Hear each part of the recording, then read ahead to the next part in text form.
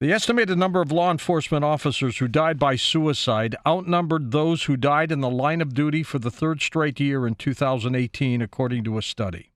Blue Help, a Massachusetts-based not-for-profit run by active and retired police officers, medical professionals, and victims' families, compiled and released the grim data. But why is this happening? Ron Barber is a former radio and television newsman from St. Louis, and for the past 35-plus years, he has produced nationally acclaimed video and online training for first responders. His former company, American Heat, for firefighters, and his current company, Line of Duty, for police and responders. Used by thousands of police officers, firefighters, EMTs for continued training and education. Now, this month, he is releasing part one of a two-part series called Suicide Prevention, The Amazing Journey of Sergeant Mark DeBona.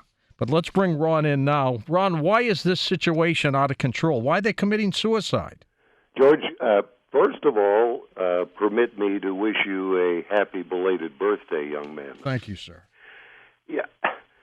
George, over the many years, I have interviewed so many cops who have been involved in critical incidents and what they call OISs, George, officer-involved shootings.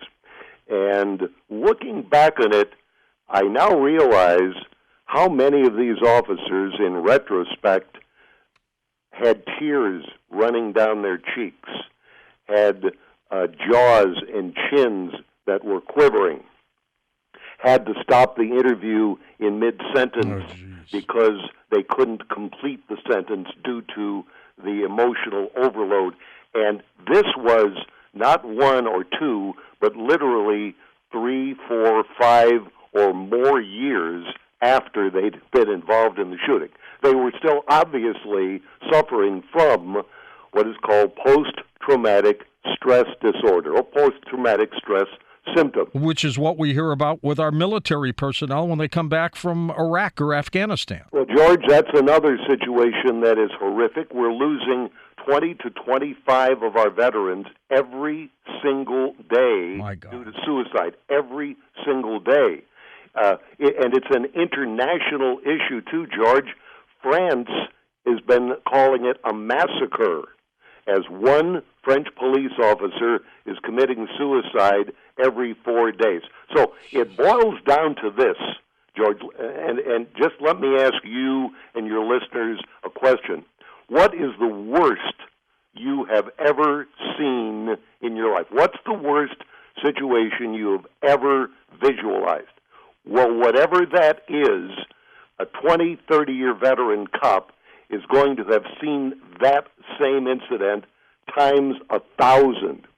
Ron's website, lineofduty.com. Ron, tell us about this two-part series, and who is Sergeant Mark DeBona? Sergeant DeBona contacted me about a year and a half ago, George, via email, and he said very simply that he would be at our service if we ever decided to move ahead with a program on PTSD and or suicide prevention. He's an amazing guy, George.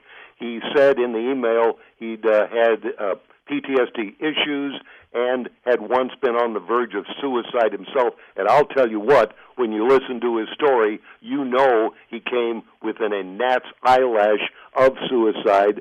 And thank God Mark DeBona lived and went through the hell he did, George, because he has lived to tell his story, and he is saving lives. And by virtue of the two training programs we are offering, law enforcement and military, he is going to continue to save lives for years to come. He's an incredible guy, tells an incredible story, and I urge every law enforcement agency to visit us at lineofduty.com, lineofduty.com, and visit the online store. You're going to find this program to be invaluable. Ron, we've got a huge police audience, and they're listening right now to you, and if you can save just one of them, it's well worth it. Thank you. Ron Barber.